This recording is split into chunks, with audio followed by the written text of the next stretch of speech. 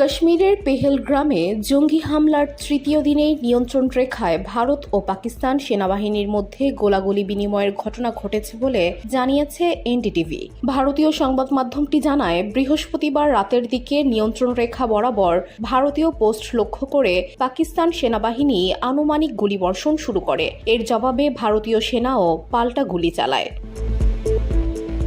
সামরিক সূত্রে জানা গেছে, ভারতীয় বাহিনী পাকিস্তানকে কার্যকর জবাব দিয়েছে এবং এতে কোনো হতাহতের ঘটনা ঘটেনি। এনডিটিভিকে দেওয়া এক বিবৃতিতে একজন প্রতিরক্ষা কর্মকর্তার ভাষ্য, গত রাতে নিয়ন্ত্রণ রেখার একাধিক এলাকায় পাকিস্তানের দিক থেকে হালকা অস্ত্র ব্যবহার করে গুলিবর্ষণ চালানো হয়। তার উপযুক্ত জবাব দিয়েছে ভারতীয় সেনারা। এ পরিস্থিতি জম্মু কাশ্মীরের পেহেলগ্রামে পর্যটকদের ওপর সাম্প্রতিক জঙ্গি হামলার প্রেক্ষাপটে দুই প্রতিবেশী দেশের মধ্যে নতুন করে উত্তেজনার জন্ম দিয়েছে। বসুন্ধরা, উত্তরা, বনশ্রী, কুড়িল ও বাড্ডা সহ রাজধানীর বিভিন্ন স্থানে অভিজাত ও অত্যাধুনিক মানের ফ্ল্যাট কেনার এক নির্ভরযোগ্য প্রতিষ্ঠান pleasant properties limited.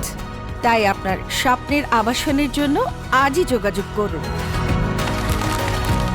Pleasant properties limited, where destiny matches eventually. মঙ্গলবারের ওই হামলায় অন্তত ২৬ জন নিহত এবং ডজনাধিক আহত হন, যার দায় স্বীকার করেছে দ্য রেজিস্ট্যান্স ফ্রন্ট টিআরএফ। উল্লেখ্য, টিআরএফ পাকিস্তান ভিত্তিক নিষিদ্ধ জঙ্গি সংগঠন লস্কর-ই তৈবার একটি শাখা হিসেবে পরিচিত। ধারণা করা হয়, পাকিস্তানের গোয়েন্দা সংস্থা আইএসআই এই সংগঠনটির পেছনে সক্রিয়ভাবে কাজ করছে। লস্কর-ই তৈবার প্রতিষ্ঠাতা ও ২৬/১১ মুম্বাই হামলার মূল পরিকল্পনাকারী হাফিজ সাইদের তত্ত্বাবধানে যে ছায়া সংগঠনগুলো গঠিত হয়েছিল, টিআরএফ তাদের একটি বলেই মনে করা হয়। এই হামলার প্রতিক্রিয়ায় ভারত বুধবার সার্ক ভিসা স্কিমের আওতায় পাকিস্তানি নাগরিকদের ভিসা দেওয়া বন্ধ করে এবং ভারতে অবস্থানরতদের ৪৮ ঘণ্টার মধ্যে দেশ ত্যাগের নির্দেশ দেয়।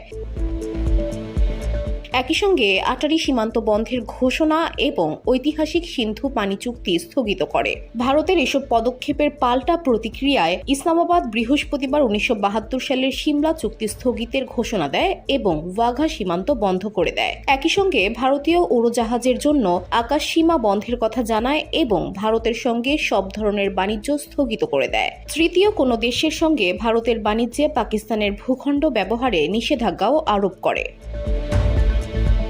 VOD Bangla news desk.